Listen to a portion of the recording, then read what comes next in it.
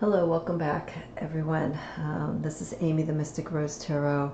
So I want to share with you. I mentioned when I did my live the other week that I'm moving my content to be a little bit more astrology influenced as I work with the tarot. It's something that I've been doing the last two to 3 years.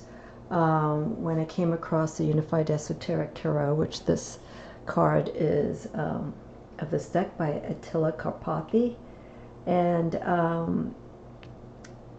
I was feeling at a point a few years ago when we were all in lockdown, and of course with the growth of tarot and self-healing and spirituality and especially witchcraft and all of these alternative practices in the last few years has just grown immensely, which is great. But I was finding at a point with my tarot and seeing the popularity of this practice and seeing what people had to say and seeing the product that was created, I noticed in the last few years that, it tends to be a rehash of what's already been out there. And there's nothing wrong, right? There's nothing wrong with doing a different version of the RWS or having RWS inspired decks or Doth inspired decks like the Guild Tarot here. But the approach that I was seeing with not all of these kinds of influenced decks, but with some, it just seemed like it became more of packaging, more of design, and just a lot of keywords. And I think it's really important when growing with your tarot practice is to break away from keywords. And what I mean keywords are words that are like this. This deck, the Guild Tarot, is in suit influenced with the Doth, and so there are keywords as the Doth Tarot, but with some of these decks that have come out, this is an older deck. This came out, I think, let me look here in the bottom. I think it came out 1996, and the next edition came out in 2018. But this is basically the same. It's just the print quality has changed for the better with the Guild Tarot. But anyhow, I was just starting to see a pattern. It's like things didn't seem to be original. There were some decks that I did see that artwork was just stunning. And like Usi came out with the Pagan Netherworlds deck, which was Renaissance influenced imagery, but that was an exception. And a few other decks, the Terra Voltal, another beautiful deck that uses classic imagery. And what I mean classic imagery, Renaissance inspired landscapes.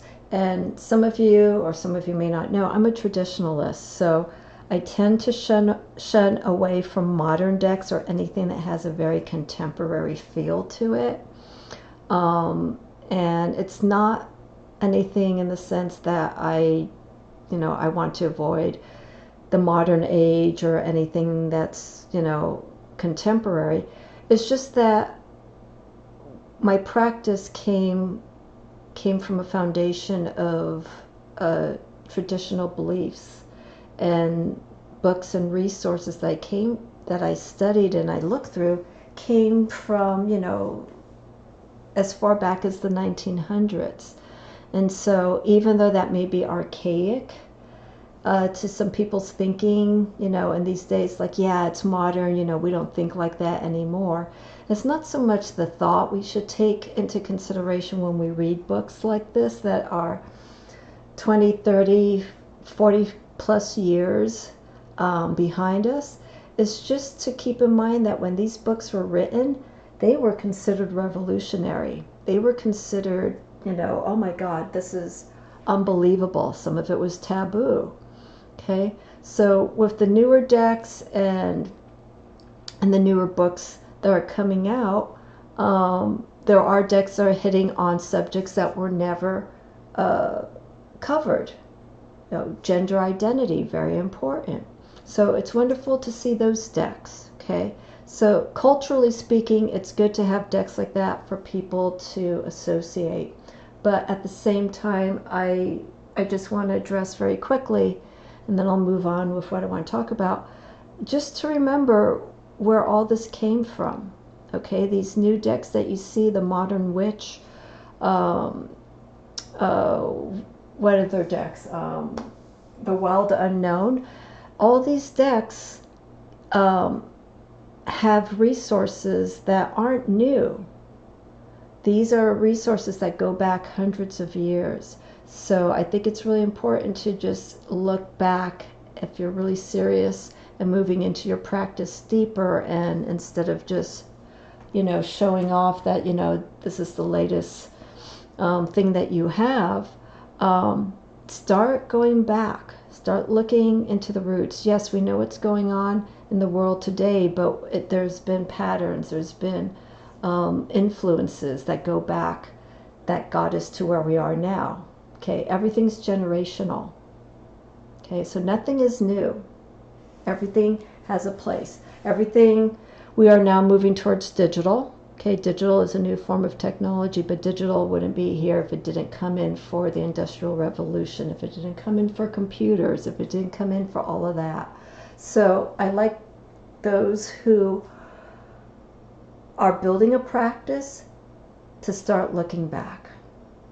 Okay, start looking back into your family roots, into whatever decks or books that you're reading. If they could be modern based decks, look in the bibliography. Okay, and you'll see quite a few references to books that are, you know, over 20 years old. So it's very important to understand where the author and the creator of the decks and books are coming from, where they're pulling their roots, where their roots are based from, what are the resources that they're culling from. Okay, so that's my PSA. Traditional always has this influence. The generation of today will be traditionalists 50 years from now, because the technology 50 years from now is going to be modern, and what's happening right now is going to be archaic. Okay, so let's just kind of be mindful of that, and just remembering where all our resources, all this information came from. Okay, so with that being said, I went on a tangent, but I felt it had to be stated. So tarot and astrology for me. So as I mentioned, I started off with the Unified Esoteric Tarot. I have been looking for a deck that blends in astrology and other forms of practices, numerology, which this deck has with the numbers here. I'm not going to go into it. I have a video that talks about this deck, and I will be bringing the creator of this deck on my channel again soon, so we could talk about that in great detail. So anything that comes in with numerology, the elements, okay. We have, I'm drawing a blank. We have the cardinal, the mutability and the fixed, and iron, sulfur, salt, all of these elements that come into it plays a role in this deck, the Tree of Life. So this deck worked for me, okay, because this deck encompasses all of this, okay. But what's different with this deck is it incorporates all 10 planets. A lot of the decks that are out there now, I haven't seen all the astrology influenced decks, but I want to say quite a few of the astrology, oracle, and tarot decks just more or less stick to the 7 planets. And so it's been very difficult, with the exception of this deck, to place Uranus, Neptune, and Pluto, and putting them into a decan placement like this deck does. I haven't seen any deck. I could be wrong. If someone knows a deck that incorporates all 10 planets, 7 traditional and the 3 outer planets, and places them into the decans, let me know, because I'd like to see that. But as far as I know, with the Doff Tarot and the Ashira Tarot, which I have here off to the side, and a few other decks, they just stick to the 7 traditional planets, and they work along the same lines, using the Golden Dawn system, using the planetary placements with the signs, with the decans. So this deck, Unified Esoteric Tarot, was the deck that just kind of kicked it for me. Okay, so we're in lockdown, and it's like, okay, got tarot decks. I bought a few decks, and I got to explore them a bit, but I wanted more. I wanted to be challenged, and this deck came my way, and I go, this is perfect. This is exactly what I'm looking for. It kind of looks like flashcards, but you could still read with them. We do have keywords. I did mention about not having keywords on tarot decks. Some are fine, but I like to see more of a focus of where the keyword isn't so much there as it is the image itself. So for instance here, with the Ashira Tarot, okay, we see 8 swords, excuse me. Okay, and then we have Jupiter here at the top of where my thumb is, right here, and then we have Gemini. This is our current first decan in Gemini. So I like it to read like that. And here with the Guild Tarot, we have conflict. We see different variations of the 8 of Swords in many decks. Some of the decks don't show that influence of a struggle. It shows a different approach of how to work with conflict without using the word. I'm not saying that this is bad, but again, this is a Doth-inspired deck, so it's kind of following along the lines of that system. So with the Astrology Tarot,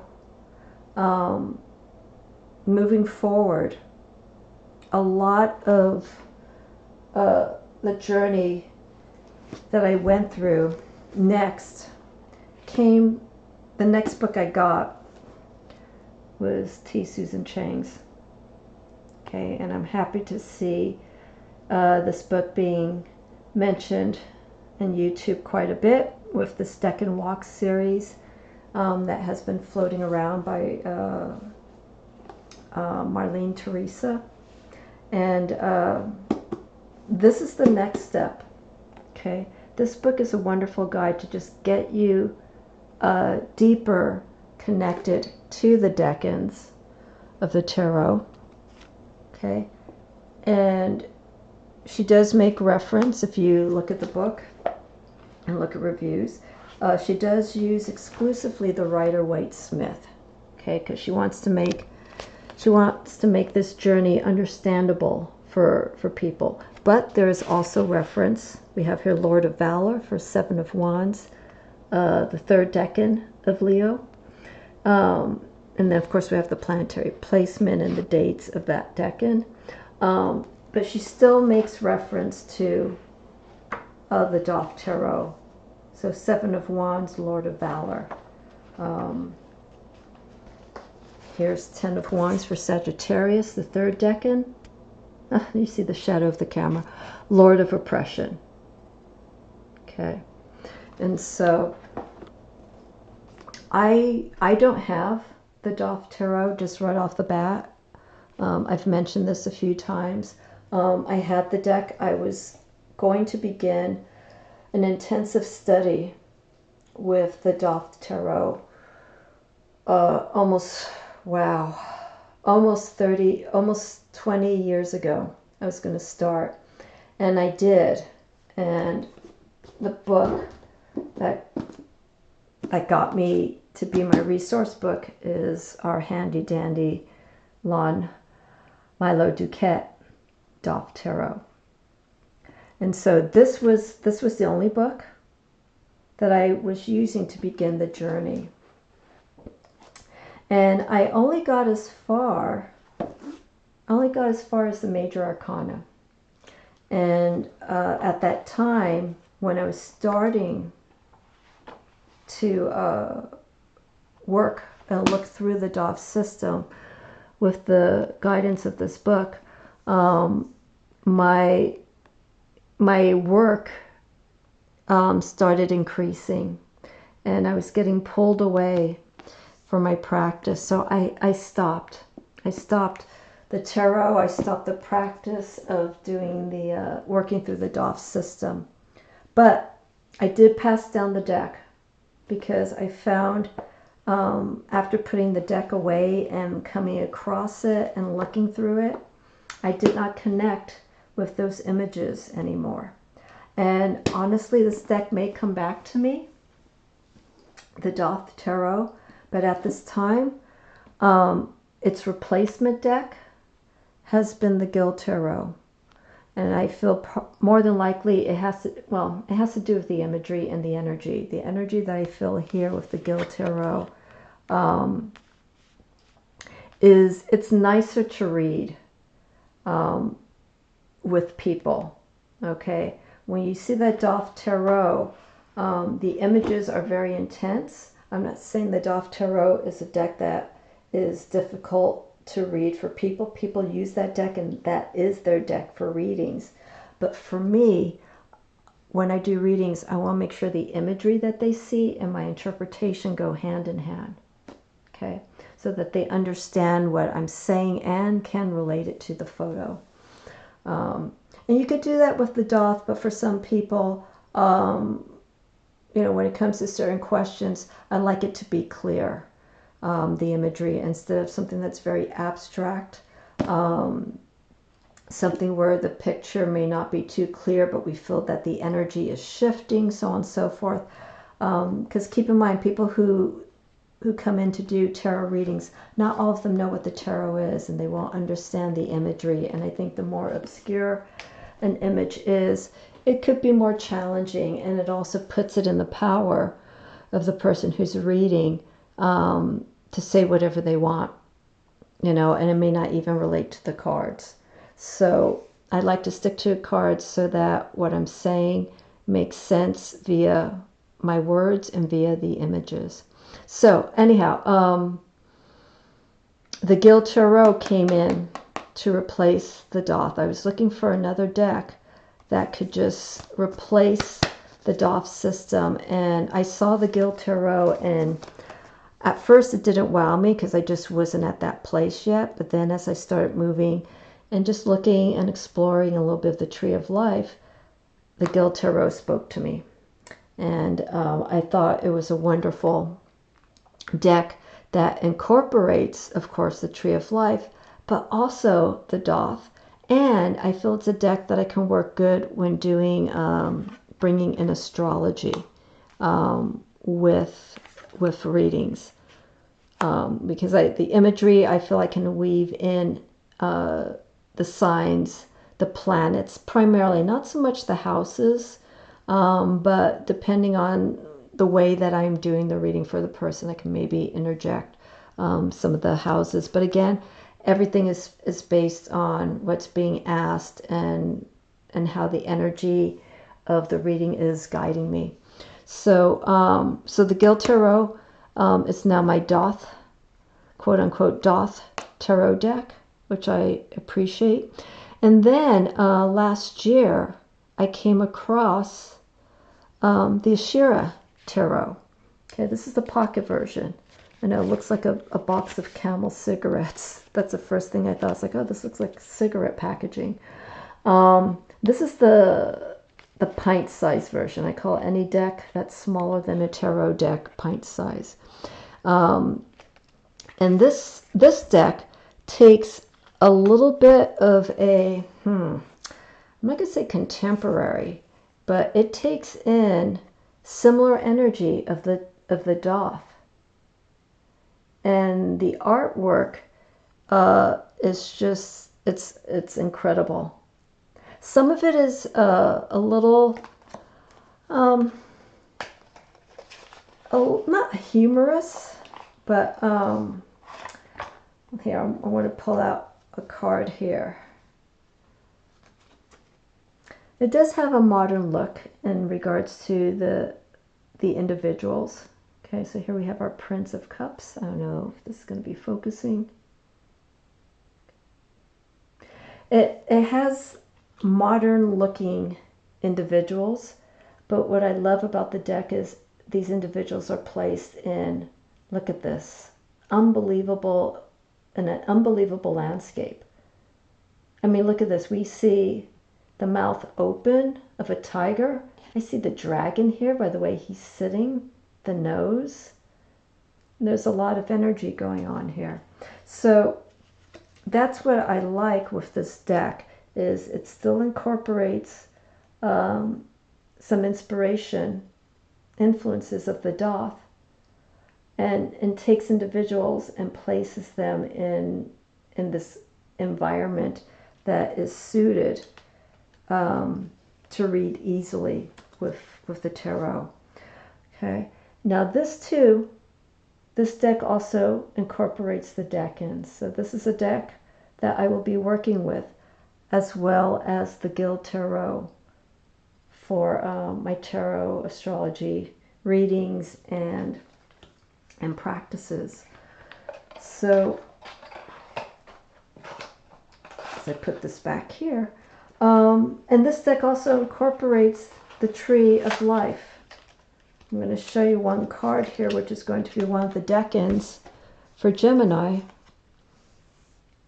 We have right here, this is our Ten of Swords. So we see a planetary placement of the Ten of Swords. Okay, Ten of Swords, look at this, a completely different interpretation.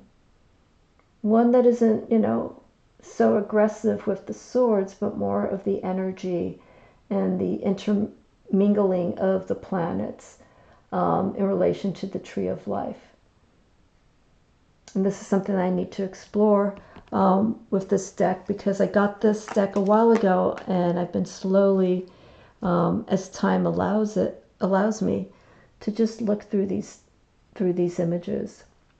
So this is one other deck that I'm going to be working with for the tarot astrology, and that's the Ashira Tarot by Sarah Wheatley. You can see the year that it was created, and it's the 3rd edition. Now the other deck that I have 2 other decks that, even though these can be, used with astrology or not, obviously the Ashira Tarot with the decans involved is a strong astrology deck, inspired deck that I can do readings with. I want to find a deck, remember what I was saying, with no keywords or anything like that. I want to work with a deck that I could just focus on the imagery. And yet, when I do the readings, I would like this deck to resonate to people in a way that it could show some inner guidance. And that deck is, let me bring the box out here. It's the Dreams of Gaia. Okay, this may be a surprise for people. It's like Dreams of Gaia with astrology. It's not so much the astrology aspect of this deck, because when you see this deck, there's no astrology influence, but this deck is elemental. It deals with earth elements. This is one of the cards, the seneschal. That's earth. This is air. And it's its own system. Doesn't relate to RWS, doesn't relate to the Doth. So there's no association for someone who wants a tarot reading and has done a little bit of tarot, this deck is great because they can throw away any immediate connections that they would see. Like here is the Eight of Swords. Okay. Or Eight of Air, I should say. And there's only 2 swords here. Okay. But again, this deck is dealing with elements. Okay. 9 of Air. And we're looking at the healing. We're looking at the process of what happens inside of us. So this deck is good. And look at this fire. All the chakras. This deck I can use with the Tarot Astrology because I could bring in the elements. So if I'm doing a reading and I'm putting in astrology, let's say it's someone who, we're in the month of Gemini, if I need some clarity, elemental clarity, I can go directly to this deck and pull some cards that I feel energetically could guide what's going on with this person whose sun is in Gemini and wants to know what blocks are going on with them. And so it's one of the decks that I have that just elementally is just very powerful. And it deals with the energy of the human soul, the energy of earth, air, fire, water, and also spirit, which we all have. It's just a matter of how we utilize it, how we connect to it, and how we manifest it. Okay, so I did have one other deck. Oh yeah, here it is right in front of me. The other deck that I have is, I'm going to check and see how we're doing here. The other deck I have, sort of going side by side, but they're not at all imagery associated, is, I showed you the Dreams of Gaia, is this deck. Okay. Now this deck came out 2016. I can't believe it's almost coming up to 10 years already. This is the this is by Inner Hue, and the name of the deck is is drawing a blank because it's the Lamina Tarot, because the box is quite large, and the bag that comes with the deck does not have the name Lamina Tarot. It has the name of the company. So this is the Lamina Tarot. I'm just going to flip a card over. Okay, so here we are with Uranus, the Fool. Now the major arcana here, there you go. This is Leo for strength. So the suit here is different. This is seen as 11. Okay, because usually we would see the order of Cancer. 7 for Cancer, which would be the Chariot, and 8 would be Leo, which would be strength. But here they reverse it. So it's in the position of 11. The number is very small.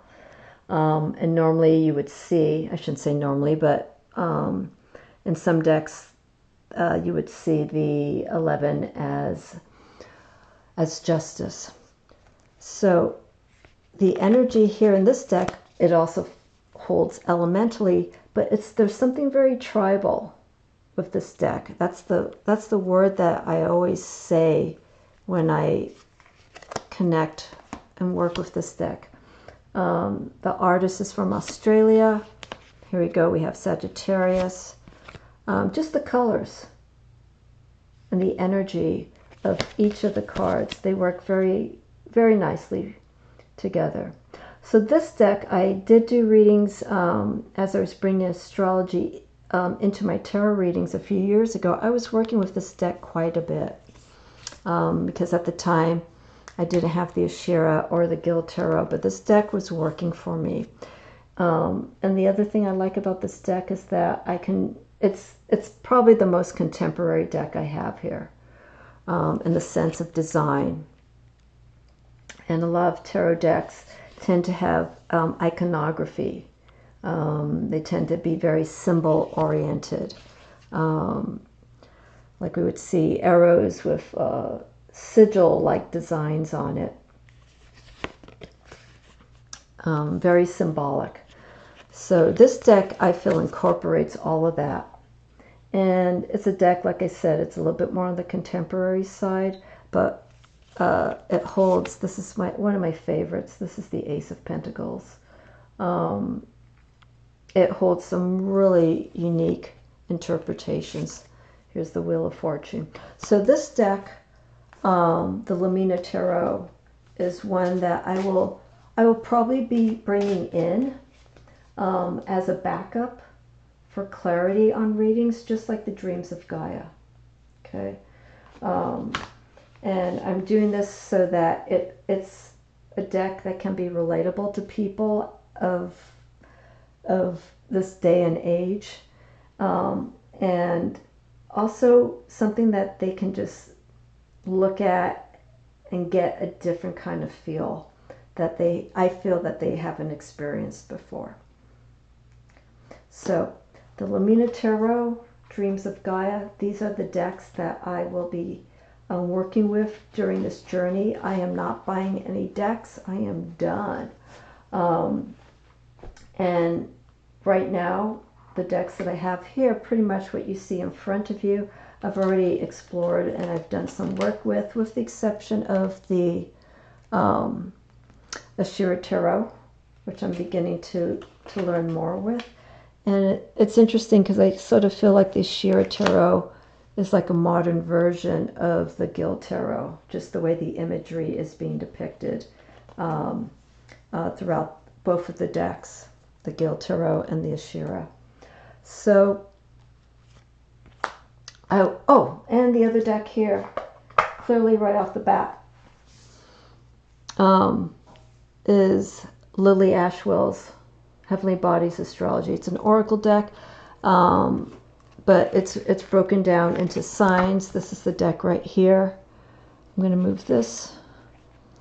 It's broken down to planets. This is the deck that I will just be using when doing astrology readings and working on the energies of the planets, the signs, the houses. This also incorporates, the deck also incorporates the elements, air. It also incorporates cardinal, fixed, and mutable, the signs that follow through, their experiences, what they are in reverse, what they are in a positive working nature. And then, let's see here, they have the nodes, and then we also have the transits. Sextile is showing growth, but here it can also be, if it's not placed, if a planet and sign's not placed properly, it can also emphasize some tension and blocks. The same here with opposition. There's yin and yang that's also explored in this book. So this is the deck that when doing a reading, and it's more astrologically influenced, this is the deck that I am working with and utilizing more. Sometimes the Unified Esoteric Tarot, and even though graphically it's not the same, and Heavenly Bodies, they will be wonderful guides to work with for doing the astrology and the tarot. All right, so I want to share with you a few books that I'm exploring. Some of these books are recent additions, so I have not finished through all of the books, but I'm starting to get a feel when I do get a book. I'm very picky, even down to my books, and I want to make sure that what I get, I spend time looking through the book, going through the pages. It has to feel right. The the amount of information, the weight of information is very important for me. I've mentioned that I am not a big fan of books that are like 500 pages, 400 plus pages, unless it's a textbook. But for the most part, I feel a book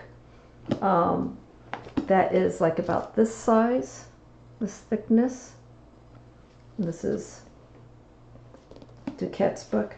This book is, excluding bibliography, it's under 300 pages. And I process information very quickly, and I know what I need to get from information, and I know what I don't want. Books that are over that amount, it's not a lack of attention span, but it's too much. It's too much processing, and I like books that get to the point. And so I feel books that are like under 300 pages are books, for the most part, if they're written correctly, will have their information, the resources, the way that they're explaining and getting their point across in that amount of work, in that amount of 300 pages. Anything more than that, I'm not interested in reading. So, and also makes more room on my bookshelf. If I get these big, thick books, it takes up room on the bookshelf. But anything under 300 works for me. Okay, so the books that I have here, and these books are going to be going hand in hand for reference. The first astrology book that I got was used, so I'm going to go from back to forward. And I've mentioned it before, and when I show you this book, a lot of you are going to laugh, you're going to fall off your seat, and going, oh boy, that is so traditional, that is so old. But hey, that's fine. This book, the only astrology book you'll ever need. This has been one of the primer books for decades when it came to learning astrology. Now, I got this book 20 years ago, and I got it used, and I paid, it says as is, very worn. Let me show you here. I paid $7 for it, but I taped up the book and I took notes. So this book, the very first astrology book, like 20 plus years ago when I first got it, really broke down planets. Very simple, one page, and how they are in different signs. Pluto, and it includes all 10 planets. How to cast your chart. We talked about the age of Aquarius, which we are in. Explanation of terms.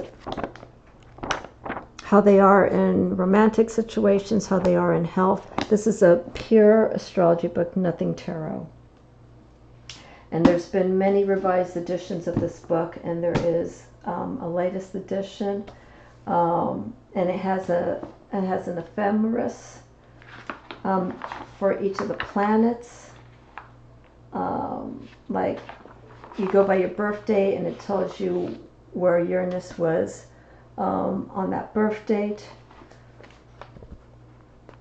Like, where is your Neptune? Even the font. This book is so 80s. I love it.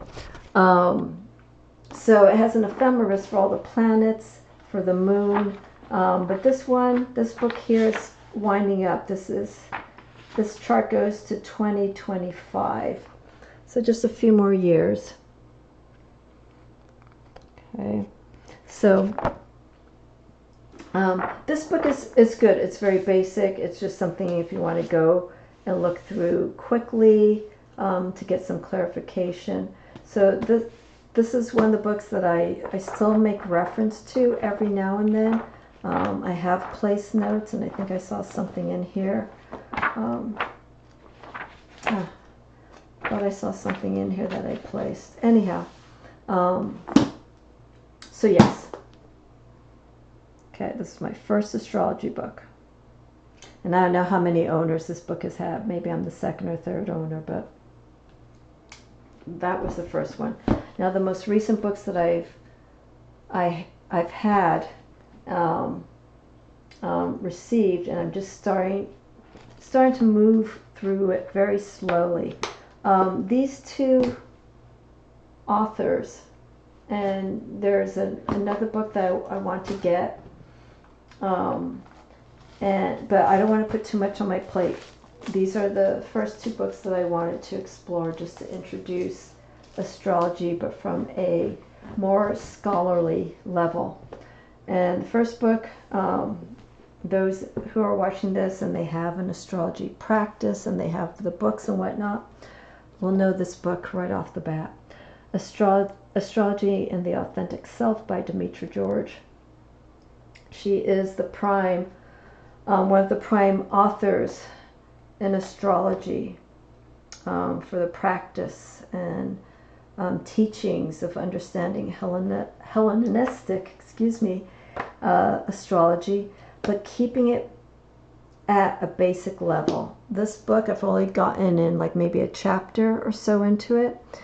Integrating traditional and modern astrology to uncover the essence of the birth chart.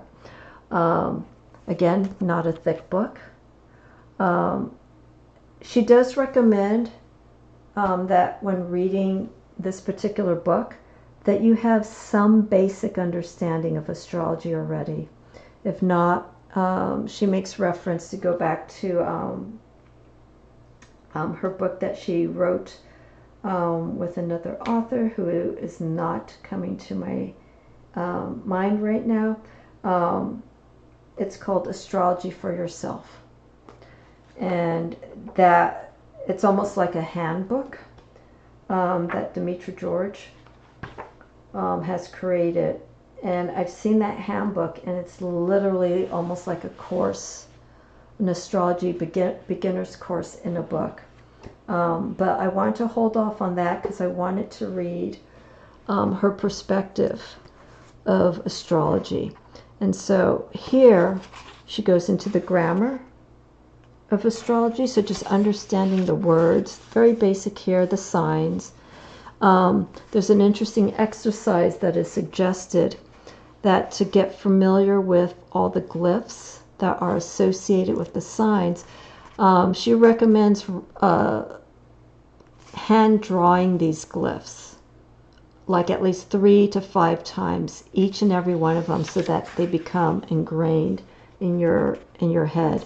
And the same here with the moon, the sun, all of the planets, and the asteroids, and the nodes. Become familiar with it, because obviously when you read, you'll see the name, and you'll know automatically when you see the name that this is what the North Node is.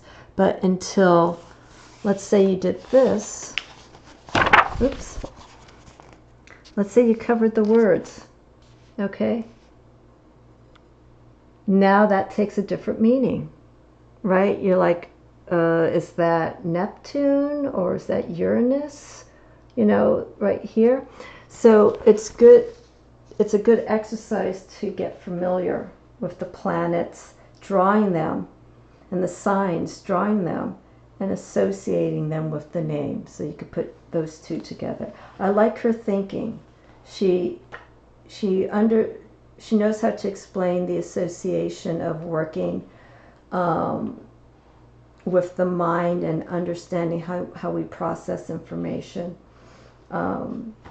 So we got the grammar, and then this is the next chapter I'm going to be working on, is determining planetary conditions.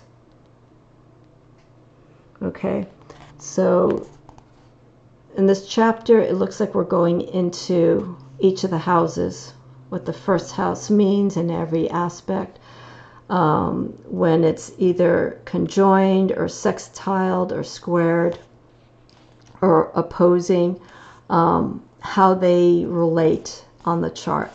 This is just the houses themselves, not in relation to the signs or planets. It's just what the houses mean, and the meanings, and how the angular houses are, you know, the 1st, 4th, 7th, 10th. There's a reasoning behind this. So I understand the basics, but I need to go back and look at it. She goes a little bit into the history. We look at charts as well. She brings up charts of certain celebrities. And it seems like as the book keeps going deeper, you already start building an understanding of just the basics of astrology. And I like the way she speaks in this book. She's been teaching for many decades, and I would love at some point to take a course with her, because I love her voice in the way that she describes everything in this book. Okay, so it's Astrology and the Authentic Self by Demetra George, and then she highly suggests getting the Astrology for yourself, to take all that information and breaking it down and putting it to use. Okay, let me start wrapping this up. The other book that I have here is by Alan Oken, who, Godspeed his soul, passed away last year. Rulers of the Horoscope. So here, he's talking about more or less, and again, I'm almost reading both of these books side by side. It's hard because Alan's voice is completely different. Demetra is coming more from a scholarly point of view, while here Alan is coming more from a spiritual point of view. So, and again, it's focusing on the planets, signs, the relationship, focusing more on the houses. And so this is where my practice is going to be shifting more so between these two books. There is one other book by Dane Rudhyar, I think that's how you pronounce it, Rudhyer, that I like to get, but again, I don't want to put too much on my plate. I need to break down and process this information, both of these books. Okay, and then if I feel like things are getting a little bit too overwhelming or too confusing for me, I can always go back to this. And it could just simplify something that maybe I'm not getting too clear of an understanding in Demetra's book or in Alan's book. Okay, so this is where I'm going with this practice. And again, I don't want to make this journey too heavily centric on astrology, but I was realizing with my tarot practice, and as I'm starting to speak more in the terms of planets and signs in the tarot, that I really, you know, I need to walk the walk. You know, I need to start making that walk and talking it so that I can understand. So I appreciate everyone's patience as I go through this journey, because there'll be some errors that I'll make along the way, and if that's the case, let me know, or maybe I'll catch it and I'll correct it either in the comments. But for the most part, I feel that with this practice of astrology coming into my tarot, that, you know, we need to know what we're working with. We need to understand the energies of the signs and planets, and everyone's going to have a different interpretation, right? So when it comes to finding someone who does astrology, someone who does tarot, someone who incorporates various tools, witchcraft with the tarot, or candle magic with meditation, or anything like that, you know, it's good to find the tools that work with you the most. Okay, and these will change. You know, I may be swapping decks once I start feeling comfortable with them, but for the most part, these are the tools that I will be working with. And so I'm looking forward to sharing this with you. And again, bear with me as I go through this, because this is now a different direction with my practice. And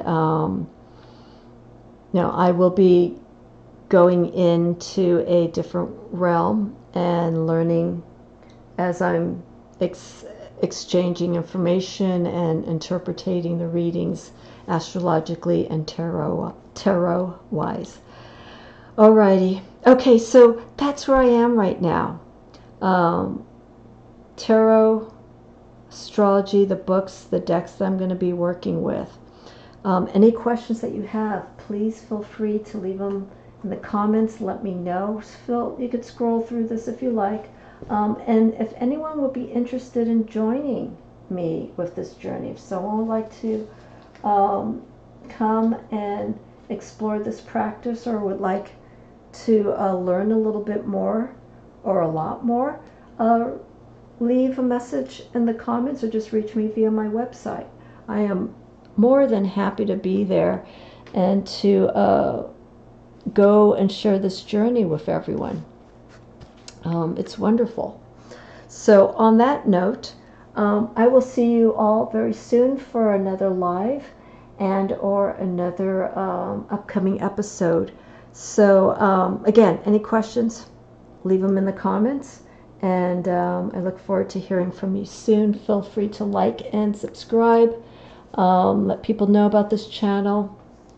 I know there's quite a few channels out there that talk about the tarot and astrology, so on and so forth, but if you appreciate my point of view, where I'm coming from, feel free to keep in touch.